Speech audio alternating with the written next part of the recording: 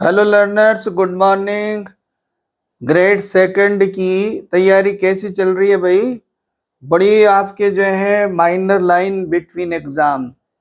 आज के इस सेशन में हम आपसे बात करेंगे। आपके कोर्स में एक न्यू पोयम ऐड हुई है और पोयम का नाम है द बस। ये पोयम हम आज डिस्कस करेंगे।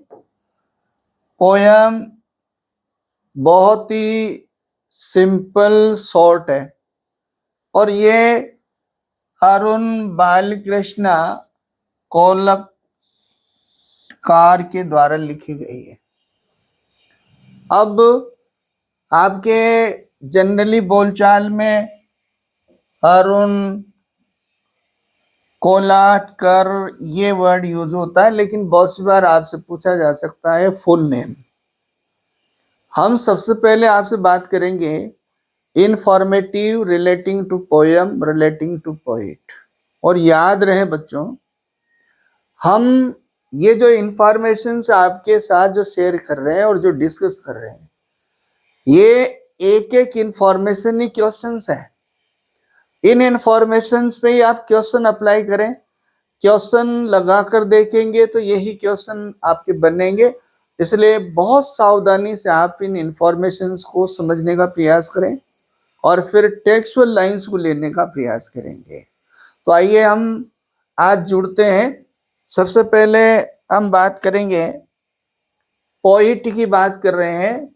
ये इस पोयम का जो पोइट है ये अरुण कोलाटकर।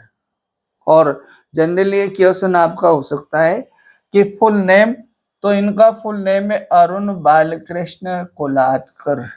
ये हम ध्यान रखेंगे। इनका जन्म वो 1 नवंबर 1932 को हुआ और इनकी डेथ 2004 में हुई। ये कोल्हापुर महाराष्ट्र के ये इनहैबिटेंट हैं। ये आपको ध्यान रहे कि कहाँ से रिलेटेड है। तो इनका जो बर्थ प्लेस है कोल्हापुर, जो कहाँ पड़ता है, महाराष्ट्र में। इनकी बात करें पोइट की, तो ये पोइट है, ग्राफिक डिजाइनर है एंड एडवर्टाइजर है। इसका ये है कि अरुण कोलाटकर की पोयम्स में जनरली इनका जो एक बेसिक इनकी कैरेक्टरिस्टिक है ग्राफिक डिजाइनर, ये झलकती है इनकी पोएम्स में जनरली। और जैसे प्रेजेंट पोएम को हम डिस्कस करेंगे तो आपको लगेगा बिल्कुल। तो इनके क्या है, आउटस्टैंडिंग ग्राफिक डिजाइनर और एडवर्टाइजर के रूप में भी इन्होंने अपना प्रोफेशन चुना। पोइट के रूप में भी रहे, इंडो इंग्लिश बाइलिंगुअल पोइट। आपका जो कोर्स है उसमें यदि आपसे पूछा जाता है Indo English poet prescribed in your course, तो ये बात ध्यान रखनी है। लेकिन ये बात भी ध्यान रखनी है बाइलिंगुअल, दो भाषाओं में लिखने वाले। कौन कौन सी? बौद्ध, इंग्लिश एंड मराठी। इंग्लिश और मराठी दोनों भाषा में लिखते हैं। Part of modernist poets, experimental stream of consciousness, free verse और मॉडर्निज्म और फ्रेगमेंट। इट मीन्स ये हुआ कि ये मॉडर्न पोइट है। और मॉडर्न पोइट में कौन सा? Post colonial poet.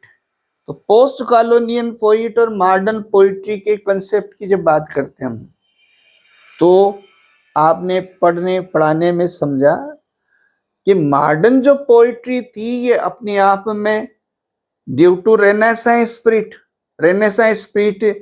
की वजह से ये अपने आप में रिवोल्ट और रिवोल्यूशनरी अप्रोच इन लिटरेचर। तो इसमें क्या, जनरली ट्रेडिशनल जो है वो नहीं मिलके ये जो मॉडर्निस्ट जो ग्रुप था उनकी तरह ही इसमें एक तो experimental stream of literature, consciousness, आपके एक कॉन्शियसनेस टर्म भी है। इसका ये मतलब है flow of the ideas as it flung. और जो ही ये आइडिया था तो इसको बिना किसी फॉर्मल फॉर्मेलिटी के, उसको constant in writing process, that is called आपका stream of consciousness. Free verse, ज्यादातर ये फ्री वर्स में लिखते हैं। फ्री वर्स चूंकि हमारी जो द बस पोयम है ये फ्री वर्स है, और फ्री वर्स पोइट्री को समझे हम तो उसमें आपका न तो मीटर और न rhyme, no bound of metre और राइम। ऐसी पोयम आपकी फ्री वर्स, तो इसके और मॉडर्न फ्रेगमेंटेड और इस तरह का ही राइटर है। इनको सबसे पहले कॉमनवेल्थ प्राइज मिला पोइट्री में। कब मिला? 1977 में फॉर जेजूरी। और जेजूरी एक कलेक्शन है, जेजूरी, जिसमें से हमारी पोएम द बस एक्सेप्ट की गई है, जिसमें से आपका एक्सट्रैक्ट किया गया पार्ट मीन्स एक पोएम है, उसमें जेजूरी कलेक्शन ऑफ पोएम्स। और ये कितनी पोएम का कलेक्शन है? 31 पोएम्स। उसमें हमारी द बस जो पोएम है ये फर्स्ट नंबर की पोएम है। ये हमें ध्यान रखना। कॉमनवेल्थ प्राइज किसमें मिला? पोइट्री में मिला। कब मिला? 1977 में मिला। और ये क्या था? Just next year of Jejuri publication. Jejuri का जो पब्लिकेशन था उसे जस्ट अगले वर्ष, इट मीन्स क्लियर, जेजूरी का जो पब्लिकेशन है वो 1976, तो इनको ये अवार्ड मिला। अब इनकी एक दो पोयम जो जानी पहचानी, काला घोड़ा पोएम्स कलेक्शन है जो 2004 में ये पब्लिश हुआ। एक इनकी मराठी है आपकी चिरीमिरी एंड बीज की वाई, ये मराठी का कलेक्शन है। ये भी हमें ध्यान रखना पड़ेगा, मराठी का है, बाइलिंगुअल पोइट है, both in English and Marathi ही रॉट। आपकी एक वर्ड है यहाँ पर इनके लिए, मिनिमलिस्ट। मीन्स यदि हम आउटस्टैंडिंग कैरेक्टरिस्टिक ऑफ अरुण कोलात्कर की बात करें तो ये मिनिमलिस्ट। और मिनिमलिस्ट से यही समझ जाओ ताकि उस पूरी पोएम आपके समझ में आ जाएगी। मिनिमलिस्ट कौन राइटर होता है? ऐसा राइटर जो कम शॉर्ट लिखे और उसका ज्यादा मीनिंग हो। और ये लिटरेचर में क्या कहलाता है? In other words economy in language. ये इस तरह का राइटर है। एक और इनकी पोएम्स में आयरोनिकल अप्रोच मिलती है, सरेल ये एक ही जैसा, एंड आपका डीपली विजुअल और influenced by his background as graphic artist. आप समझ गए इसका क्या मतलब है? Deeply influenced by his background graphic artist, that means ये बेसिकली ग्राफिक आर्टिस्ट थे। और कहा यह जाता है कि ये एक हाथ से लिखते थे और दूसरे हाथ से ये ग्राफिक बनाते रहते थे, तो इनका क्या कहा जाता है? डबल पेंसिल्ड पोइट भी कहा जाता है। ये भी हमें ध्यान रखना है, इनकी एक विशेषता है। Explores themes of Indian religiosity, post colonial identity and spiritual emptiness. ये बहुत बारीकी की बात है कि हमारा पोइट जिसकी पोयम द बस हम पढ़ने जा रहे हैं उसकी outstanding characteristic as a poet में ये बहुत अच्छी तरह स्पष्ट हो जाना चाहिए। एक बात यह है, जनरली हमारे कॉम्पिटिटिव पर्पस में ऐसा पोइट से रिलेटेड इंफॉर्मेटिव बहुत कम क्वेश्चंस होते हैं। लेकिन एक चीज बहुत जरूरी समझे, मैं again in interaction with my students ये बात कह रहा हूं कि हमें बैकग्राउंड बहुत जरूरी है और उसी बेस पर हमारा कंसेप्ट क्लियर होता है। तो यहां देखो आप क्या कहा, explores themes of Indian religiosity. इनकी कविताओं में ज्यादातर भारतीय धर्म जो है उससे रिलेटेड कंसेप्ट्स होते हैं। अब रिलेटेड कंसेप्ट होते हैं, तो एक चीज और ध्यान रखें, he is not anti religion and anti religion that means Hindu religion. वो हिंदू रिलीजन के एम्पटी नहीं है, वो अगेंस्ट नहीं है, लेकिन एक कंसेप्ट बहुत जरूरी समझना पड़ेगा कि वो emptiness of Hindu religiosity, Hindu धर्म में जो खोखलापन है उसको वो उजागर करते हैं, बहुत लॉजिकल, बहुत रैशनली, और ये होना भी चाहिए। जैसे कि एजिम निकिल की पॉइंट में हमसे मिलता है कि रैशनैलिटी, और रैशनैलिटी से मतलब है one who believes on the basis of logic. कोई भी तथ्य, कोई भी बात जिसे व्यक्ति तथ्यों के आधार पर विश्वास करता है, उनमें बिलीव करता है। Post colonial identity and spiritual आपका एम्प्टीनेस। पोस्ट कॉलोनियल जो पोइट्री, पोइट्स, राइटर्स जो थे, उन्होंने अपना एक अलग सा आइडेंटिटी बनाया फॉर कंसेप्ट, फॉर आइडियोलॉजी, और उसी तरीके का हमारा ये आज जो पढ़ रहे हैं अरुण कोलातकर पोइट है। अब हम बात कर लेते हैं पोयम की। आपको बार बार मैं इस चीज से एक एडवाइजरी रूप में बात कर रहा हूं बच्चों, ये इंफॉर्मेशन ही सीधे सीधे क्वेश्चंस हैं, और हम एज फार एज पॉसिबल जितना संभव है आपके लिए बिल्कुल नट सेल में ही कोशिश कर रहे हैं।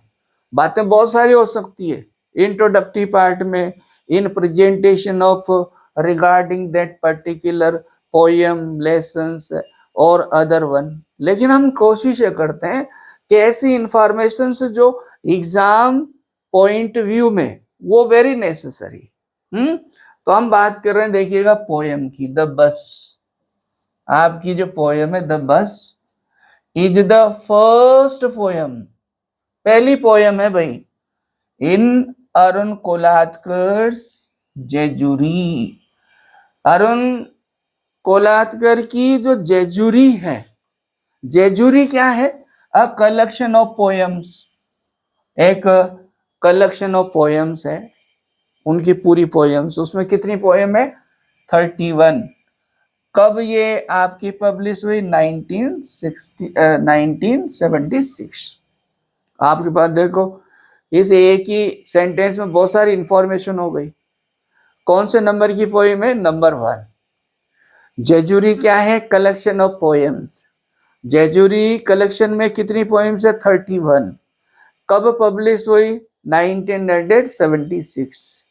यही तो इंफॉर्मेशन आपके एग्जाम्स में होना है, क्वेश्चन से इधर से इधर, इधर से इधर। तो ये बहुत ज्यादा ध्यान रखें। आपसे पूछा जाए जेजुरी क्या है, जेजुरी में कितनी पोयम्स है, हमारी द बस पोयम कहाँ से ली गई है, ये कौन सा सीरीज में जो है कौन सी नंबर की पोयम है। Okay, poem has 25 lines and 3 stanzas of 8 lines each and last single line. इसको थोड़ा सा समझने का प्रयास करेंगे हम। यदि आप इधर उधर से इंफॉर्मेशन लेंगे तो इस पोयम के बारे में कहीं आपको इंफॉर्मेशन मिल सकती है 21 और कहीं मिलेगी आपको 25।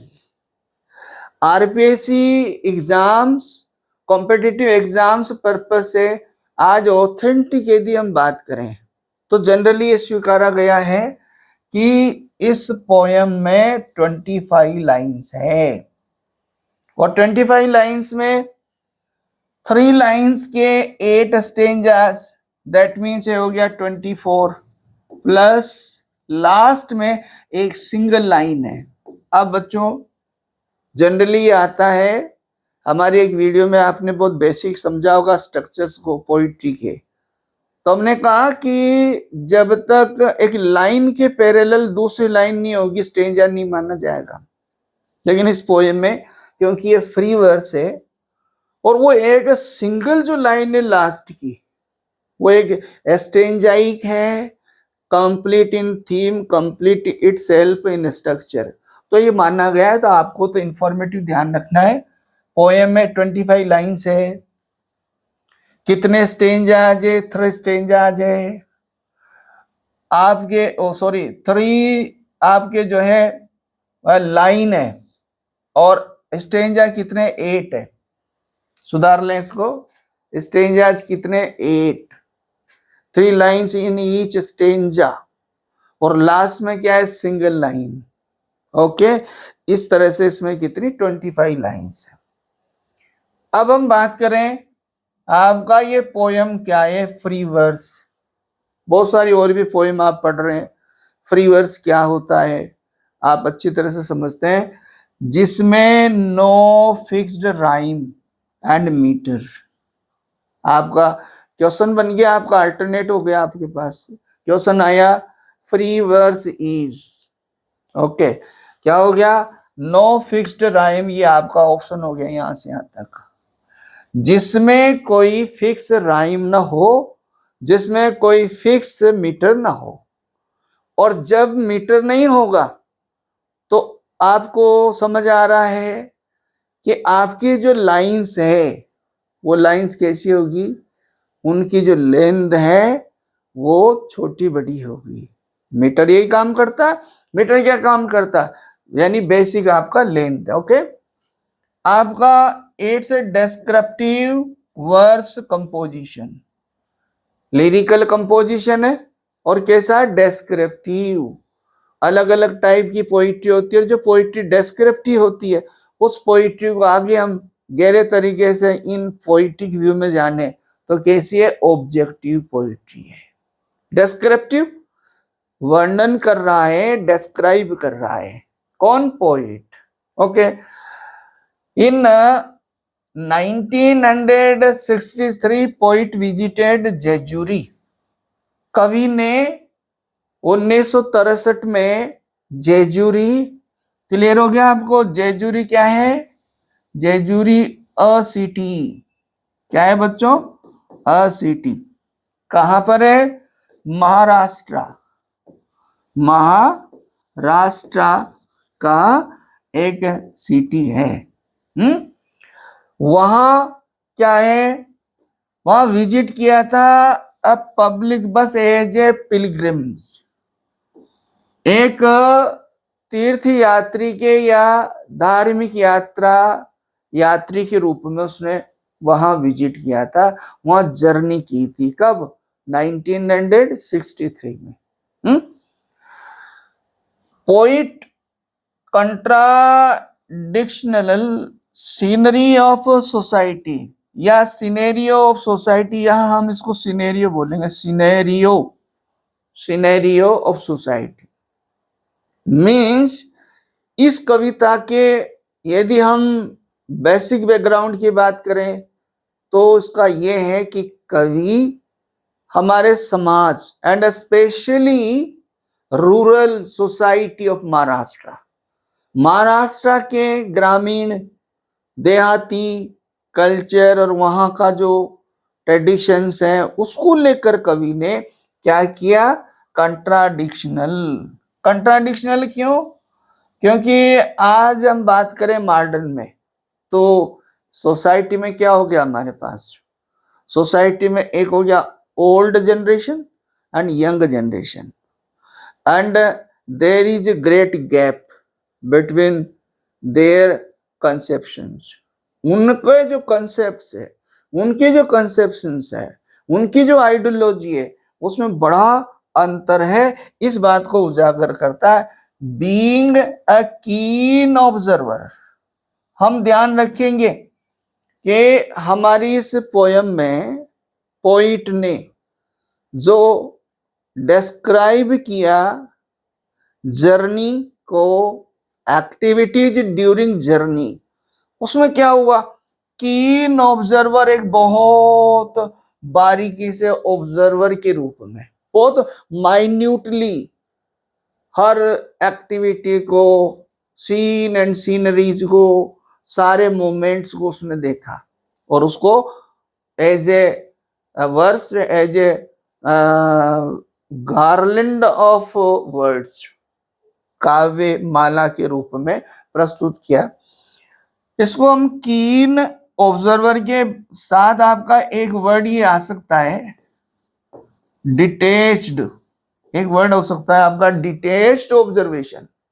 जैसे आप एक अमेरिकन पोइट आपने पढ़ी एमिली डिकिंसन, तो एमिली डिकिंसन को भी क्या कहा गया, कीन ऑब्जर्वर। इधर हमने आपका रोमांटिक पोइट जैसे कीट्स को पढ़ा, तो कीट्स की पोइम्स में भी क्या है, कीन ऑब्जर्वेशन, डिटेच्ड ऑब्जर्वेशन। यहां बस को पूरी तरह से उसका फॉलो करके उसकी एक्टिविटीज को एक्सटर्नल और आउटर को करता है, इसलिए यहां कहा गया कीन ऑब्जर्वर।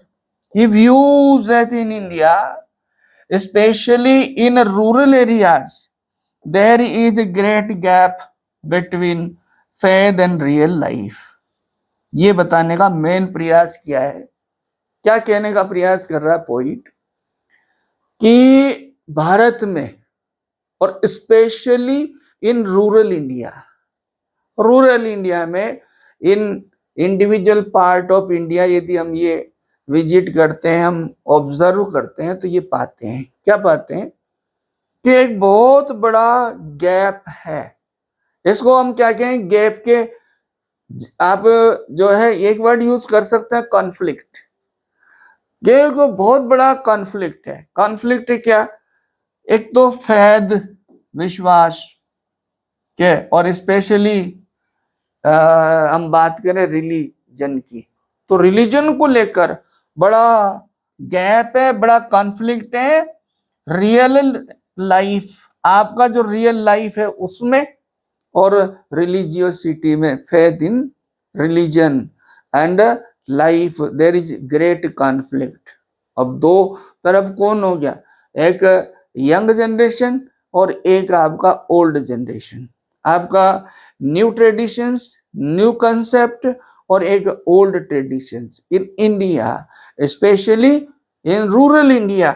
ये उसने बताने का प्रयास किया।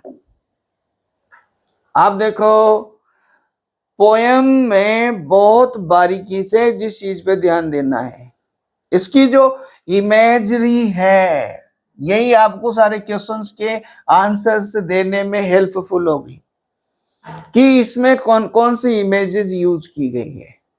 इमेजेस कितनी होती है आप देखें, विजुअल इमेज, आपकी इसमें विजुअल इमेज का प्रयोग किया है। और विजुअल इमेज तो आप जानते हैं क्या होती है, विजुअल जिसे देख सकते हो, जैसे आईज, और ये किसकी सहायता से होती है, आंखों की सहायता से, जितनी भी चीजें हैं। अब आप देखो, आपको जब सबसे पहले सीन आता है, नाम आता है आपके पास बस, तो आपका दिमाग काम करना शुरू कर देता है कि नहीं करता, आपके सामने एक इमेज आ जाती है।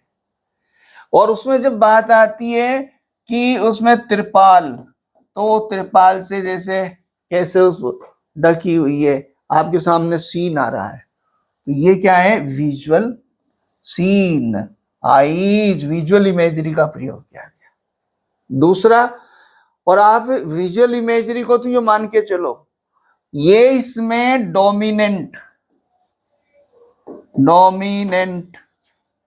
इमेज पूछा जाएगा आपसे एग्जाम में कि इस पोयम में डोमिनेंट इमेज कौन सी है, तो आपको ध्यान रहे विजुअल इमेजरी। ओके।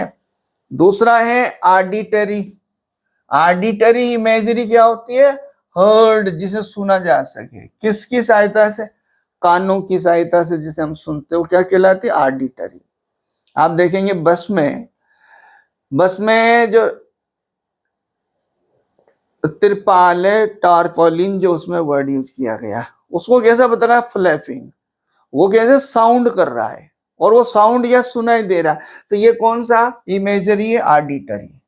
एक है टेक्टाइल इमेजरी का भी प्रयोग हुआ है इसमें, जिसे हम क्या करते हैं, बॉडी से फील करते हैं, बॉडी से जिन चीजों को हम फील करते हैं वो क्या कहलाती है, टेक्टाइल इमेजरी, और इसमें टेक्टाइल इमेजरी का प्रयोग किया। आगे आप देखो काइनेटिक, कौन सी काइनेटिक, क्वेश्चन बनेगा आपका यदि बहुत गहरे तरीके से पोयम से रिलेटेड और बैकग्राउंड से रिलेटेड आपका अंडरलाइंग मीनिंग से क्वेश्चंस करने लगे तो आपको बहुत सावधानी से तैयारी करनी है। बिल्कुल ये नहीं देखना कि कौन सा शॉर्ट है कौन सा लेंदी आपका वीडियोस है, या कौन लेंदी पढ़ाता है या कौन शॉर्ट पढ़ाता है, ये नहीं देखना। देखना ये है कि आपकी इंफॉर्मेशन से किस तरह से क्वेश्चंस क्रिएट करती है। डायरेक्ट आरपीएससी स्टैंडर्ड की सूचनाएं हैं, ये आपको ध्यान रखना है। काइनेटिक मूवमेंट, और ये तो देख ही रहे होंगे आप, बस का मूवमेंट है, बस चल रही है तो ये काइनेटिक मूवमेंट में आती। और ऑर्गेनिक, ये इंटरनल फीलिंग्स होती है। जैसे इंटरनल फीलिंग्स है, बस में बैठे हुए जो यात्री हैं, बस में जो बैठे हुए जो यात्री है, ये यहाँ कैसा महसूस कर रहे हैं, थके हुए महसूस कर रहे हैं, ये ऐसा डिस्कम्फर्टेड महसूस कर रहे हैं, टायर्ड महसूस कर रहे हैं, तो ये ऐसी क्या कहलाती है, ऑर्गेनिक यानी आपकी इमेज कहलाती है। ध्यान रखें, इनसे रिलेटेड सीधे क्वेश्चंस बनेंगे। चले अब देखो पोएम में क्या है, पोएम को हम समझेंगे तो टोन कैसी है, तो आयरनिकल और ह्यूमरस है। बहुत बड़ा लिटरेरी वेपन है, लिटरेरी वेपन आयरन और ह्यूमर, ये आयरनिकल और ह्यूमरस है ये पोएम। देखेंगे आप पढ़ेंगे तो कैसे आयरनी में क्या होता है। आयरनी का मेन पर्पस होता है कि अपेरेंट मीनिंग आपको बहुत बारीकी से डील करने के बाद समझ आता है। सेटायरिकल भी है, सेटायर का भी इसमें ब्लेंड है, blend of satire, irony, humour.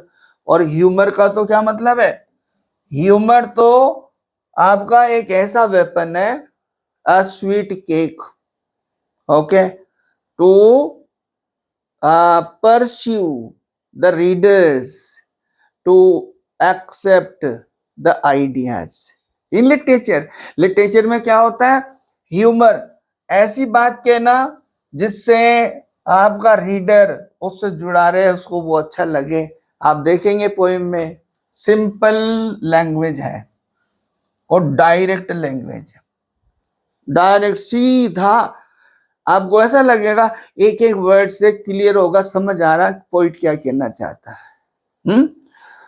बहुत सी बार क्या है कि एम्बिग्यूटी, मोनोटोनस, यहां पर राइटर की सबसे बड़ी जो विशेषता, आउटस्टैंडिंग कैरेक्टरिस्टिक बताई गई मॉडर्न्स ने, कि मॉडर्न पोइट्री क्या कहती है, there should be no ambiguistic expression, monotonous expression.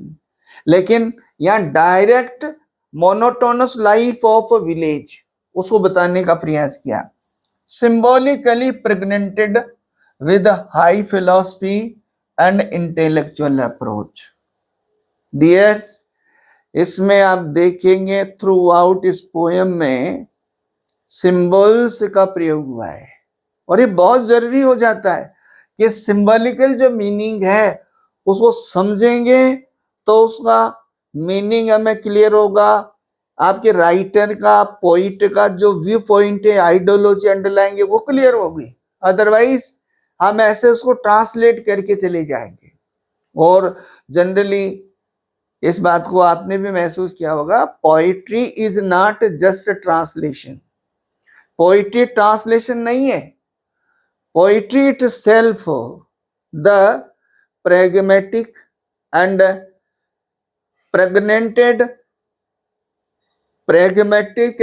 pregnanted doom of intellectuality।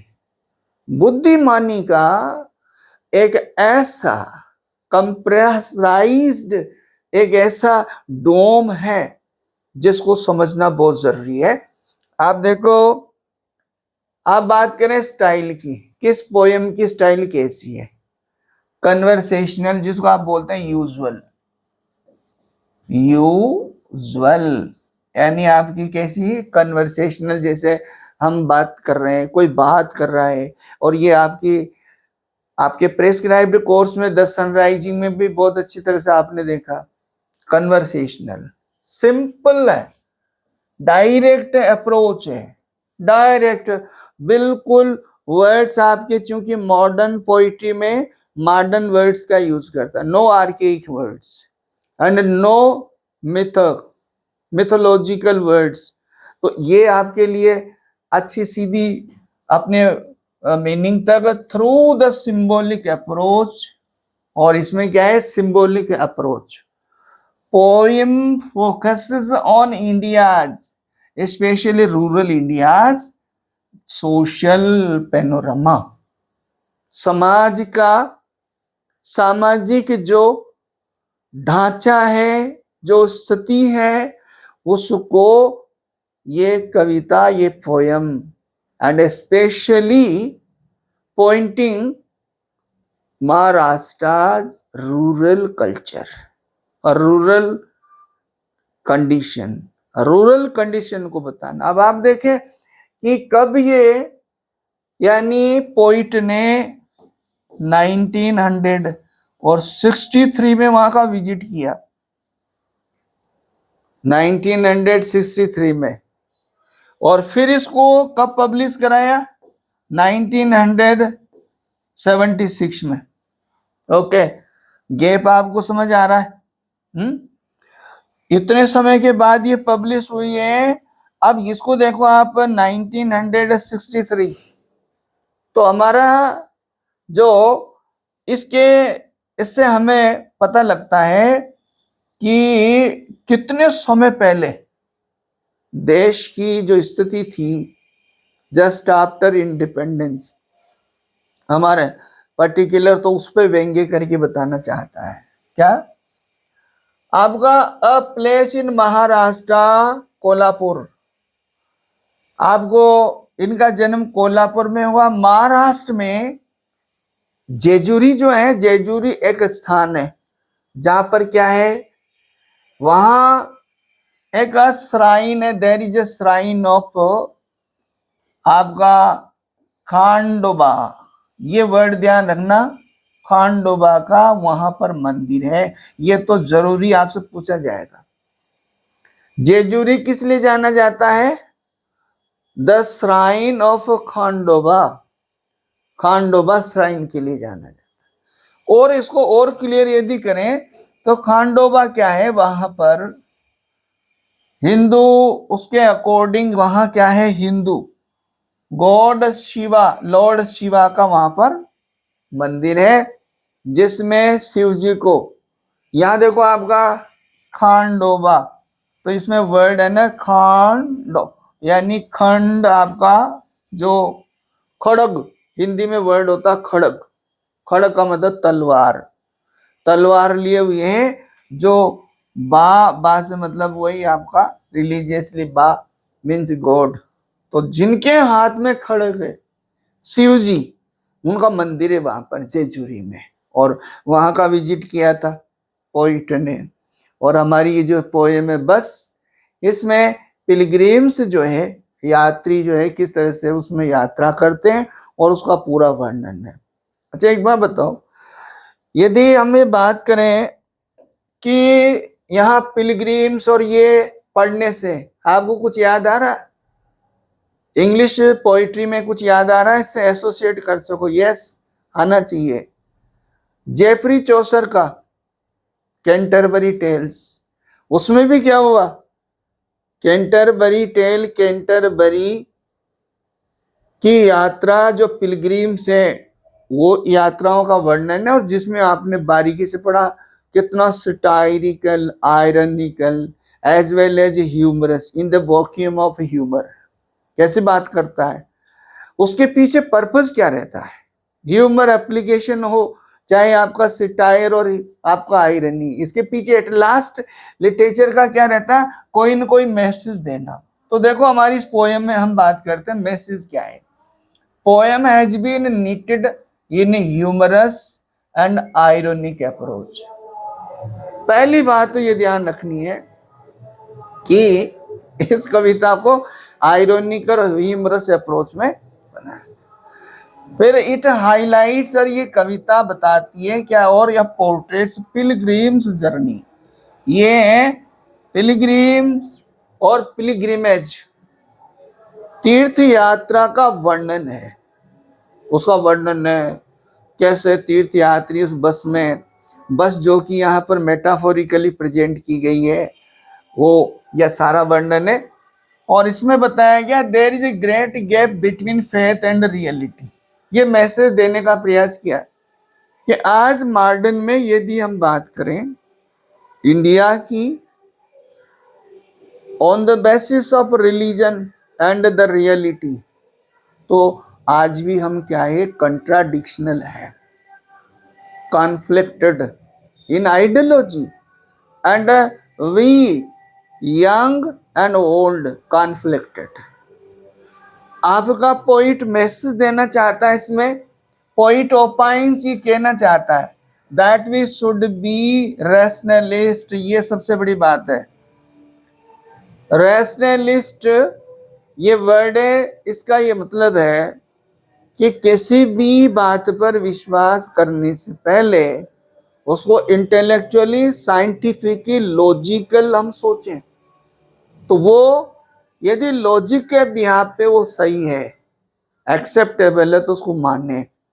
आप एक बात बहुत बारीकी से ध्यान रखना, पोएम में भी आपको लाइन से समझ आएगा कि इंडिया में कबीर की theory, Kabir though his language was very direct and Sadhukkadi, बिल्कुल जो है सदुकड़ी भाषा में, लेकिन यहाँ सुपरस्टिशंस को, इंडिया के सुपरस्टिशंस एंड पैराडॉक्सिकल लाइफ को बहुत फोकस्ड किया कबीर ने, और कबीर की तरह ही इनका भी स्थान है क्रिटिकल अपने इसके लिए। And should start to think logically, हमें लॉजिकली सोचना चाहिए। There is a need of amendments in our tradition, customs, trend and आपका traditions।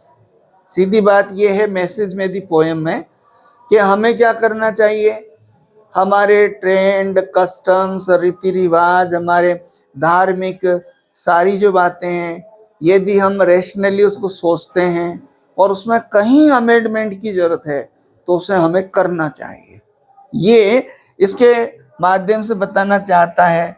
और यहां पर एक है अमेंडिंग एंड मेंडिंग, दोनों वर्ड इस बात के फिलोसफिकली तरीके से हम देखेंगे तो ये कहा गया है कि किसी भी व्यवस्था में यदि हमें कोई कमी नजर आती है तो उसको क्या करना चाहिए, अमेंड करना चाहिए, उसे स्वीकार कर लेना चाहिए। और फिर यदि बात ये आती है तो उसमें सुधार की जरूरत है तो मेंडिंग कर लेना चाहिए। यही प्रोग्रेस का मेन जो है फार्मूला है। अब आप देखो यहाँ पर पोएम को रिलेटेड करके मैं बात कर रहा हूँ। पोएम जनरली सीधी दिखती है, बहुत इजी दिखती है, बहुत शॉर्ट दिखती है, लेकिन आप ध्यान रखें, एक ही वर्ड ध्यान रखें, प्रेगमेटिक, वेरी प्रेगमेटिक। और इस बात से मुझे ध्यान आया, एक राइटर ने कहा easy reading is damn writing. कौन है ये? अमेरिकन राइटर है नेथन निल हाथोर्न, अमेरिकन रोमांटिक पोइट और स्टोरी राइटर है। इसने कहा, क्या कहा कि यदि आपका इजी रीडिंग है और आप लोग भी इस चीज के शिकार हो, ज्यादा से ज्यादा हमारी आदत क्या रहती है, इजी की तरफ भागते हैं। नहीं, वो क्या होगा, easy reading damn writing means खराब कर देती से मतलब है इस प्रथा को हम यदि बनाए रखें, टेंडेंसी को, ये बहुत बड़ी बात है। और आप इसको सिंपल वे में समझ लो, मेरे शब्दों में समझ लो आप क्या कहना चाह रहा हूं इस पोएम को लेके। It is easy to write easy but not so easy.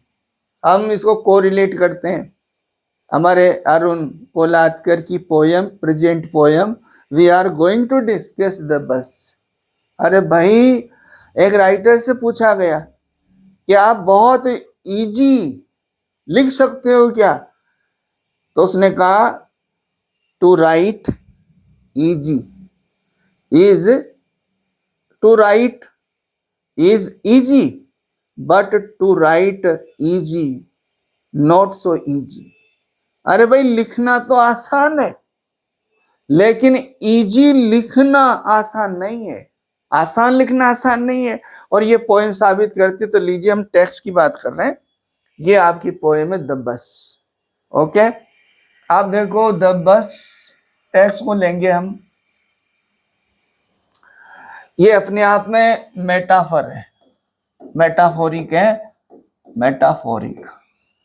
Okay, metaphoric है। बस जो है, एक तो आपका बस नाम आते आपको, बस आपके सामने एक इमेज आ गई। और अभी बात कर रहे थे ना हम, इमेजरी। कौन सी इमेजरी हो गई? जो ही कोई भी चीज यदि उसकी बात करें, पढ़ें, सुने तो हमारे सामने आ जाए, तो उसको हम बोलते हैं विजुअल इमेजरी। कौन सी है ये? Visual. Visual imagery is dominant image of this poem. Okay, दूसरा एक और है इसका मीनिंग, ट्रांसपोर्टेशन। आपका ट्रांसपोर्टेशन, ट्रांसपोर्टेशन के पर्पस से। ओके, तो बस क्या हो गई? प्लेस टू प्लेस, एक स्थान से दूसरे स्थान तक जाना। मीन्स भारत के चेंज, भारत में चेंज की बात कवि कर रहा है। मॉडर्न युग आ गया है और इसमें अब कंसेप्ट ऑफ चेंज चाहिए। दूसरा क्या है कि condition of transportation in India. क्यों? क्योंकि पोएम की पहली लाइन ही आपको क्लियर करती है। Now take line to line. The tarpaulin flaps are buttoned down। Tarpaulin से आप एक कॉमन वर्ड में समझ जाओ इसको, तिरपाल। टारपोलिन से मतलब है कवर, टू कवर, कोई शीट जिससे हम किसी को कवर करते हैं, ये इसका मीनिंग है।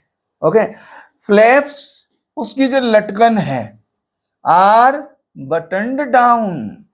मीन्स उस समय पोइट ने विजिट किया 1963 में।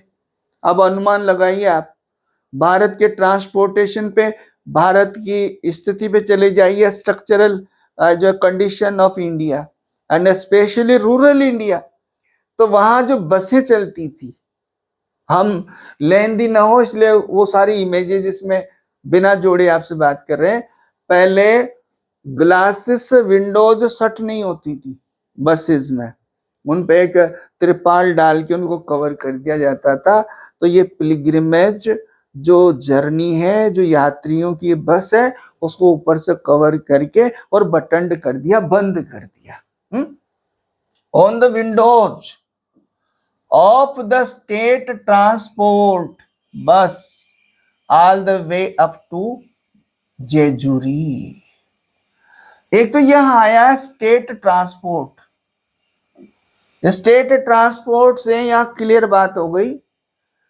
Poet specially highlighting rural condition of rural transportation and specially in Maharashtra rural areas. Maharashtra की, क्योंकि ये स्पेशली स्टेट ट्रांसपोर्टेशन कहाँ का, पोइट जहां से जुड़ा हुआ उसकी बात कर रहा है। तो पहली लाइन में क्या हुआ कि जेजुरी के लिए बस जो तीर्थ यात्रियों से भरी है, उसको ऊपर से टारपोलिन से क्या कर दिया गया? बंद कर दिया खिड़कियों तक, और उनको बटन कर दिया, मीन्स पैक्ड। क्लियर है? देखो, टारपोलिन, फ्लैप्स, आपको याद आ रहा है, images are buttoned down on the windows of the state transport bus all the way up to Jejuri. यहां क्लियर है Jejuri. Jejuri the place where lord Shiva's temple, lord Shiva का टेम्पल है। और अब यहां देखें इस लाइन में यहां आपका पंक्चुएशन नहीं है, और भी आगे भी स्ट्रेंजा में आपका ध्यान ले रहा हूं, ये देखो यहां पर भी नहीं है, नहीं है ना। तो ऐसा और जगह भी मिलेगा आपको इसमें थ्रू आउट। तो क्यों मिल रहा है ऐसा? इसके दो कारण है। पोएम फ्री वर्स है, आप छोटी बड़ी आप पोएम की लाइंस देख रहे हैं, ये उसमें मीटर और उसमें राइम फिक्स्ड नहीं होगी, no. Okay, number 1 clear. Number 2, इनकी छोटी बड़ी लाइन होने का मतलब भी due to free verse. Okay, लेकिन दूसरी चीज जो समझने की वो ये है, यहां देखो आपका नो पंक्चुएशन, यहां नो पंक्चुएशन, यहां आपका नो पंक्चुएशन, यहां नो पंक्चुएशन, इसका मतलब है थ्रू आउट हम ऐसा पाएंगे। और ऐसा जहां होता है उसको लिटरेरी फिगर में क्या आपके पास एनजाममेंट, ये आप ध्यान रखें, एनजाममेंट का प्रयोग हुआ है। अ कोल्ड विंड कीप्स, आपका देखिएगा आपका विपिंग एंड स्लैपिंग। पहली बात तो आपके पास क्या है, बस है। बस को क्या किया, मेटाफोरिकली प्रेजेंटेड, बस हैज बीन मेटाफोरिकली प्रेजेंटेड। बस में क्या है, पिलग्रिम्स है। ये क्या है, जर्नी, कौन सी, पिलग्रिमेज, तीर्थ यात्रा पर जा रही हैं। इसमें कौन है, आपके डिवोटीज है, हिंदू डिवोटीज, हिंदू और डिवोटीज, हिंदू डिवोटीज है। हिंदू डिवोटीज में इसमें देखेंगे डेस्क्रिप्टिव है ये, तो उसको डेस्क्राइब कौन कर रहा है, पहले यहां आपका जैसे इसको डेस्क्राइब, डिटेच्ड डेस्क्राइबर कौन है, पोइट है, पोइट कर रहा है इसको डेस्क्राइब। अब यहां इस बस का पोइट एज ए आपका ट्रेवलर, ट्रेवलर पोइट है, पोइट भी उसमें शामिल है। आपसे पूछा जाएगा क्या उसमें शामिल है, यस पोइट शामिल है उसमें। पिलग्रिम जो है, पिलग्रिमेज, ओके, उनमें वो भी शामिल, वो भी पार्ट है। लेकिन वो उसके साथ साथ क्या कर रहा है, ये सारा जो कीनली, वेरी कीनली ऑब्जर्व कर रहा है, और ये ऑब्जर्वेशन हम रीडर्स तक पहुंचाया जा रहा है। ओके, और इतना कीनली है कि अगले स्टेंजाज में वो क्या करेगा, रीडर्स को भी उस यात्रा का पार्ट बना रहा, उनको inviting their attention through the imageries, and he applies several type of images, अनेकों तरह की इमेजेस का प्रयोग करता है, और हमें साथ लेके वो उसका वर्णन करता है, जो क्या होता है, ऐसा लगता है live commentary of the journey, the bus journey. बस जो यात्रा है, तीर्थ यात्रियों की जो यात्रा है, उसका लाइव कमेंट्री कर रहा है। और क्या कह रहा है यहां, a cold wind keeps whipping and slapping. आप देखो यहां वर्ड को यूज देख लो, स्लैप से बना स्लैपिंग, SLAP, ओके, और WHIP वीप से बना, वीप का मतलब तो कोड़े मारना, और स्लेप का मतलब चांटे मारना। कौन मार रही है, अ कोल्ड विंड, ठंडी हवा क्या कर रही है, कीप्स, कीप्स का मतलब है कंटिन्यूटी के लिए, keeps continuously, okay, through the night, through out the night. क्या होता रहा, देखो वर्णन किया जा रहा है। अब आप इससे आइडिया लगाओ, वीपिंग और स्लेपिंग क्या है, वीपिंग एंड स्लेपिंग कौन सी इमेज है, ऑडिटरी इमेज। थोड़ी देर के लिए ऐसी इमेज लाओ जैसे आपको नहीं लेकिन किसी को फॉर एग्जाम्पल शा से चाटा मारा या किसी का चाबुक मारा शट, तो उसकी आवाज आएगी अपने कानों को, तो कौन सी इमेज कहलाएगी? Auditory image. आप देखिए यहां पर, और कोल्ड विंड को क्या कर दिया गया भाई? पर्सोनिफाइड किया गया। यहां क्या है बच्चों? Personification, personified. क्यों कर रही है? सारी रात मीन्स कोल्ड विंड, हवा चल रही थी, ठंडी हवा, वीपिंग चाबुक मार रही थी, स्लेपिंग। अब इन दोनों वर्ड्स का लिटरल मीनिंग क्या है? बस चल रही थी, ठंडी हवा चल रही थी, और उससे सब लोगों को क्या ऐसे स्क्राउचिंग यानी जो वो हो रहे थे, ठंड लग रही थी। होगा ना महसूस आपको? और जब ऐसा महसूस होता है तो आपको कौन सी कीप्स में बस चल रही थी दिखाई दे रही ना, तो ये तो बस का मूवमेंट तो क्या होगा? काइनेटिक हो जाएगा। और ये जो है क्या हो जाएगा? जो महसूस हो रहा है आपको, ये इनर हम फील कर रहे हैं, ऑर्गेनिक इमेज हो जाएगा। ऑर्गेनिक इमेज जिसको हम मन से, शरीर से अंदर महसूस करते हैं, तो आपको महसूस हो रहा है slapping a corner of tarpaulin at your elbow. Your elbow, यहां देखो योर, अचानक सडन योर आ गया। यहां तक तो कोई यू का रेफरेंस नहीं है ना, लेकिन यहां यू आ गया, योर एल्बो। मीन्स आप ये माने कि आप 1 मिनट के लिए ये जो डिस्क्रिप्शन है, ये जो यात्रा है, इसका आप पार्ट में बस में बैठे हुए हैं। ओके, कहा? खिड़की के पास, एल्बो उस पे, खिड़की पे एल्बो टिका के, खिड़की जो बंद है, तो आप ही महसूस करेंगे कॉर्नर ऑफ टारपिल, आपका तिरपाल का जो corner eight your elbow. Means यदि आपकी कोनी टिकी है, उस पर त्रिपाल का कोना हवा से क्या होगा? सारी रात क्या होगा? वो ऐसे ऐसे फ्लिपिंग करे, छोटा हल्का फुल्का ऐसा करे, तो उसके बीच में से हवा का आना, उसकी आवाज से उसे सारा डिस्कम्फर्ट बताने का प्रयास किया।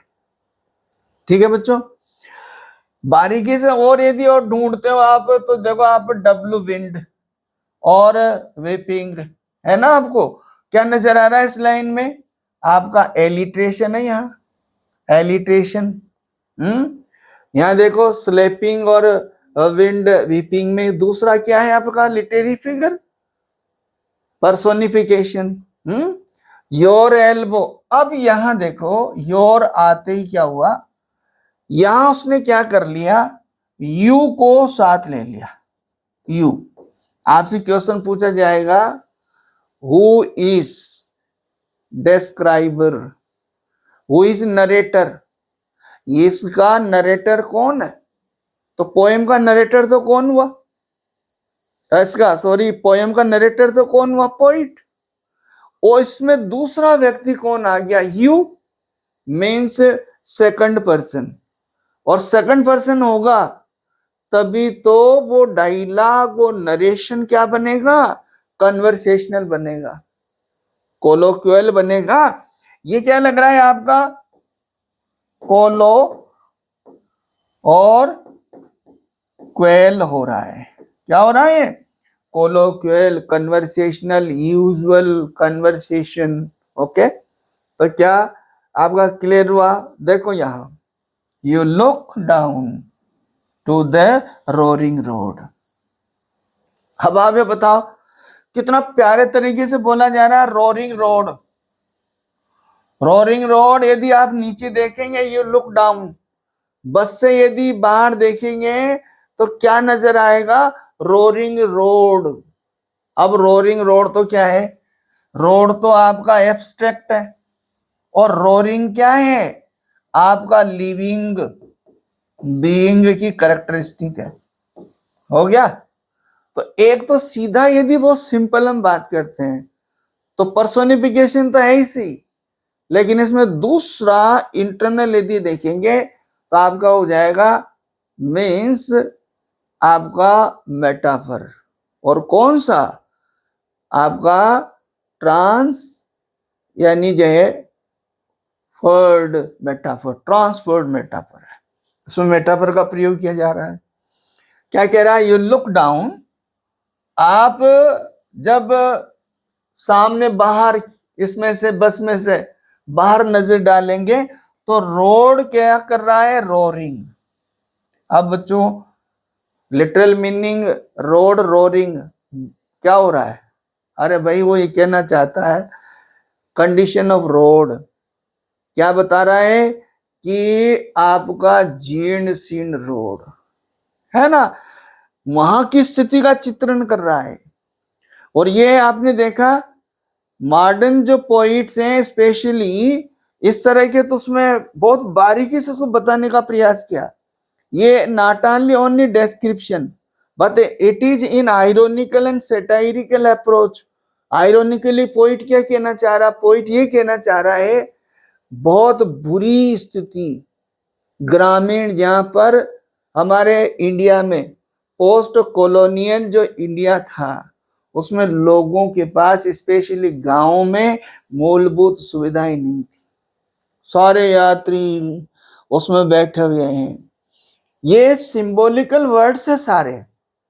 आपका जो यहां वर्ड आया सबसे पहले टारपोलिन आया, तो ये क्या कर रहा है? बस को कवर कर रहा है।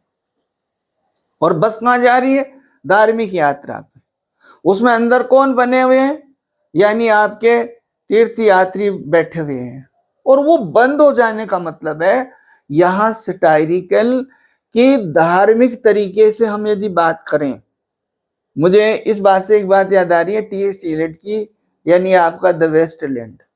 और वेस्टलैंड में जो एक करेक्टर प्रयोग किया उसमें उसकी वन आइड मैन, एक आंख बंद है। इसका मतलब है यहां देखिएगा हमारी जो स्पिरिचुअल जो आईज है, हमारा इंटेलेक्चुअल जो आईज है वो बंद हो रहा है। और धार्मिक रूप से हम क्या हो रहे हैं? पैराडॉक्सिकल हो रहे हैं। हम बहुत ज्यादा सुपरस्टिशियस हो रहे हैं धार्मिक तरीके से। यहां ध्यान रखिए, इट्स नॉट आई, ये मैं नहीं हूं। I just interpreting the poem. मैं किसी धर्म विशेष की निंदा के बात नहीं कर रहा। यहां हमारा जो कवि है उसके कंसेप्ट को इंटरप्रेट करके बात कर रहा हूं। और वो यही कहना चाहते हैं कि भारत में स्पेशली धर्म के नाम से लोग मस्तिष्क से बाय माइंड बिल्कुल बंद है। जैसे त्रिपाल ने बस को ढक लिया और लोगों को बाहर कुछ दिखाई नहीं दे रहा। देखो, and your elbow you look, तो आप देखेंगे down the roaring road, you search for the sign of daybreak in what little light spills out of bus. एक तो आप देखो कंटिन्यू, यहां भी आपका यू, यहां भी यू, तो ध्यान जा रहा है आपका। यदि लिटरेरी हम बात करें, लिटरेरी फिगर की, तो ध्यान आ रहा है आपको। यदि किसी लाइन में आपका बिगिनिंग जो वर्ड्स हैं two and more than two repeatedly use same words, क्या कहलाता वहां पर? वहां कहलाएगा आपका एनाफोरा। एनाफोरा याद है, ध्यान रखना आप। इन दोनों वर्ड्स को लेकर यदि लिटरेरी फिगर की हम बात करें तो यहां क्या यूज हुआ? एनाफोरा यूज हुआ, पहली बात। फिर यहां यू सेकंड पर्सन के रूप में प्रत्येक जो रीडर है, जो इस डिस्क्रिप्शन को लाइव कमेंट्री का हिस्सा है, जो सुन रहा है, वो क्या करेगा? You search for the signs of daybreak in what little light spills out of bus. और आप क्या करेंगे? बस के खिड़कियों से आया ना यहां पर, सर्च फॉर द साइन, संकेत of the daybreak. Daybreak का मतलब है सनराइजिंग। सनराइजिंग, सूरज की किरणों को तलाशेंगे, means to have the glimpse of the rising sun।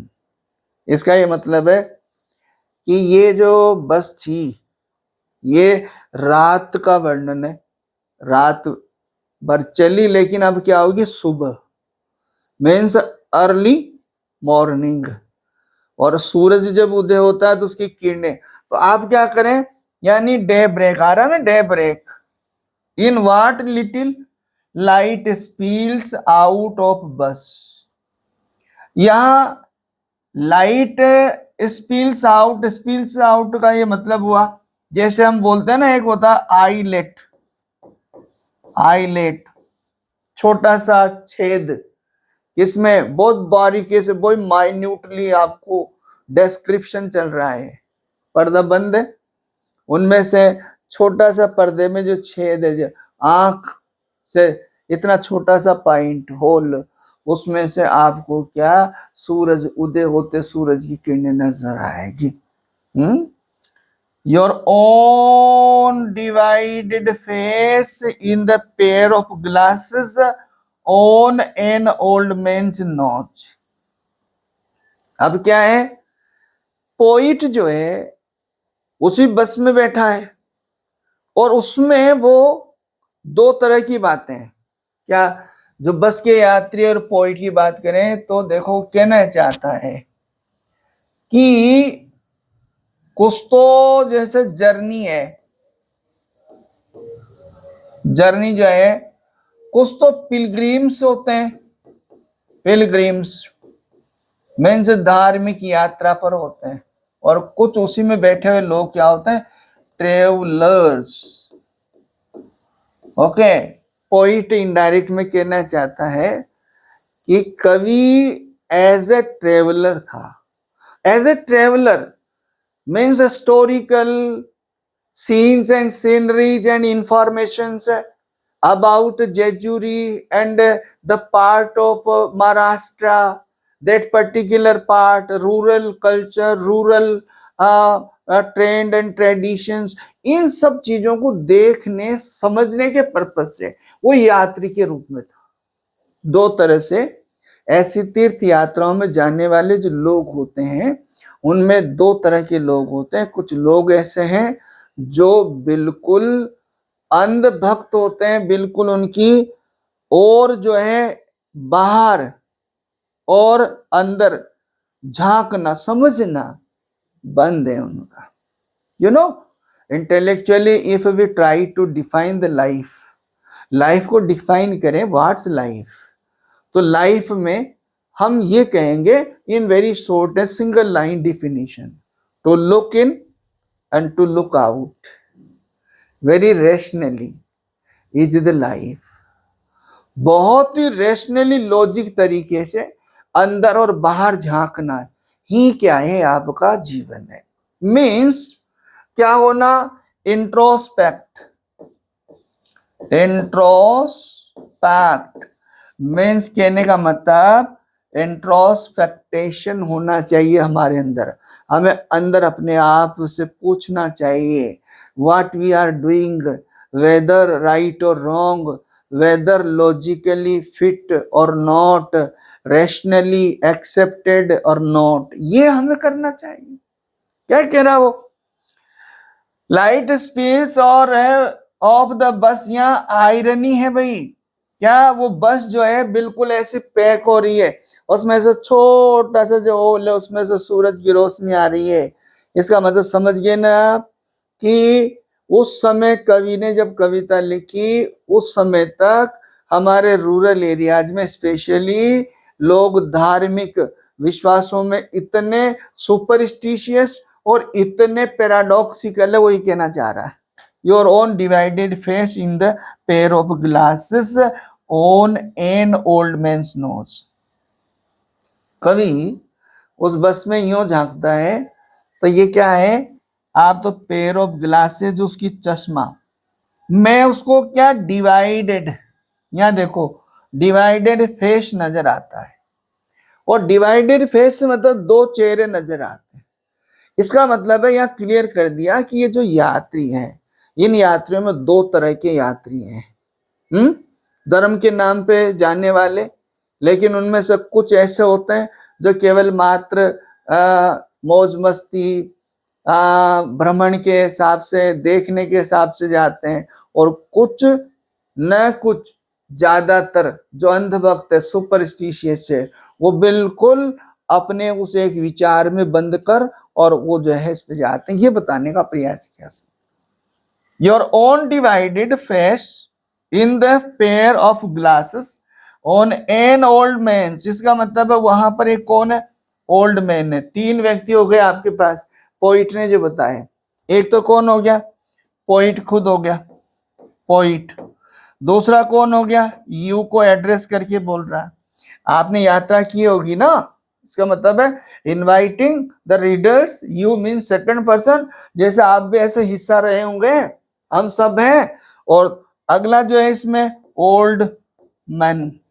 Old man किसका प्रतीक है, सिंबॉलिक है। Old man means superstitions, paradoxical culture, paradoxical life, उसका प्रतीक है। दो हिस्से नजर आ रहे थे। Is all the countryside, word आ गया आपका कंट्री साइड, क्लियर है। Countryside in rural areas, हमारे भारत के ग्रामीण देहात हिस्सों में स्पेशली हम आज भी क्या है, very contradictional on the ground of religion. Religion के उस पर हम बड़े बटे हुए, ऐसे मतलब दो तरह का हमारा जो है व्यवहार है। कुछ लोग मानते हैं, कुछ लोग नहीं मानते।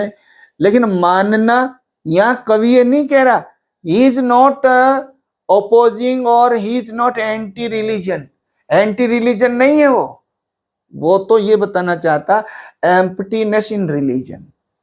कवि यहाँ हाईलाइट करता है emptiness in religion, and emptiness in religion that means superstitions and paradoxical life, a life that is not based logically or rationally is not to be accepted. Now we are moderns, okay, there are so many changes, the approach of the science, okay, तो वो ये बात करना चाह रहे हैं। तो you get to see, आपको दिखाई देंगे ये सब। ये सब आपको कंट्री साइड, गांव में, इसका मतलब क्लियर कर दिया, स्पेशली देहात, रूरल एरियाज में।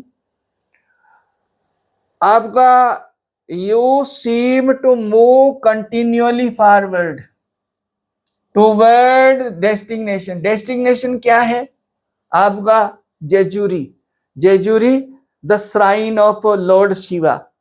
और क्या आपको लॉर्ड शिवा का जो मंदिर, जहां पर ये यात्रा चल रही है, जा रही है, वो क्या है, यू सीम, यू फिर आ गया बार बार आपका। To move continuously, move continuously, आप याद है कौन सी इमेज चल रही है, काइनेटिक। यहाँ कौन सी इमेज है, काइनेटिक। कंटिन्यूअसली ये बस बढ़ रही थी टूवर्ड डेजिग्नेशन, आपका जो गंतव्य था उस गंतव्य की ओर। आपको इंट्रोडक्टरी जो इंफॉर्मेशन है उसमें एवरीथिंग इज क्लियर। अब मैं लाइंस को स्पीडली ले रहा हूं, आप देखिए, just beyond the caste mark, बड़ा आयरोनिकल सटायरिकल लाइन है आपका, बियॉन्ड इज आईब्रो। जो caste mark is a symbol, symbol है अपने आप में, एंड सिंबॉलिकली वो जो ओल्ड मैन था, उस ओल्ड मैन के ललाट पर क्या, कास्ट मार्क। कास्ट मार्क का मतलब हिंदी में आप समझे तो tilak, okay. And a poet is not in such divisions favour, कवि कास्टिसिज्म के फेवर में नहीं है। Superiority of caste on the basis of religion, it's the paradox in our country, especially rural areas. तो उसके चेहरे पर ये कास्ट मार्क मीन्स, आप यदि यात्रा करें, आपने भी देखा होगा ऐसा, आप उसका हिस्सा है। हमें क्या बना लिया, पार्ट ऑफ द पोइट्री बना लिया, तो हम ऐसा जनरली देखते हैं, ओके।